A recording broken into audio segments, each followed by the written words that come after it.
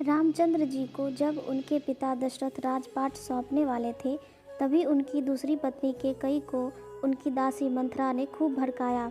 मंथरा ने कहा कि राजा तो आपके बेटे भरत को बनना चाहिए।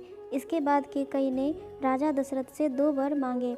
पहला, भरत को गद्दी मिलनी चाहिए और दूसरा, राम को 14 वर्ष तक वन में रहना होगा। राजा दशरथ को अपनी पत्नी के वर पूरे करने पड़े। जब रामचंद्र जी वनवास के लिए अयोध्या से निकले, तब लक्ष्मण जी ने भी उनके साथ जाने की इच्छा जाहिर की। लक्ष्मण के वन जाने की बात सुनकर उनकी पत्नी उर्मिला भी साथ जाने की जिद करने लगती है। तब लक्ष्मण अपनी पत्नी उर्मिला को समझाते हैं कि वह अपने बड़े भाई और माँ समान भाभी सीता की सेवा करने के लिए जा रहे हैं। अगर तुम वनवास में साथ चलोगी तो मैं ठीक तरह से सेवा नहीं कर पाऊंगा। लक्ष्मण के सेवा भाव को देखकर उर्मिला साथ जाने की जिद छोड़ देती है और महल में ही रुक जाती है। वन में पहुंचकर लक्ष्मण भगवान राम और सीता के लिए एक कुटिया बनाते हैं।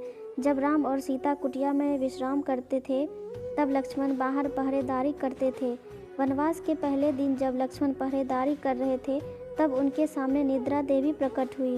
लक्ष्मण ने निद्रा देवी से वरदान मांगा कि वह 14 साल तक निद्रा से मुक्त रहना चाहते हैं। निद्रा देवी ने कहा कि तुम्हारे हिस्से की नींद किसी और को लेनी होगी।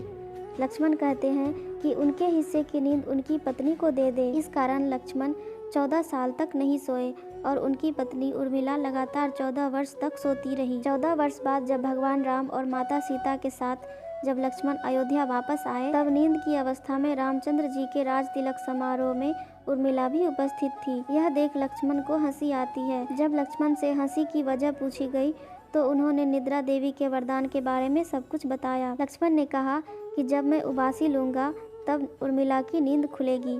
लक्ष्मण जी के इस बात को सुनकर सभा में मौजूद सभी हंस पड़े। सभी को हंसते देख उर्मिला लज्जावश समारोह से उठकर बाहर चली जाती है।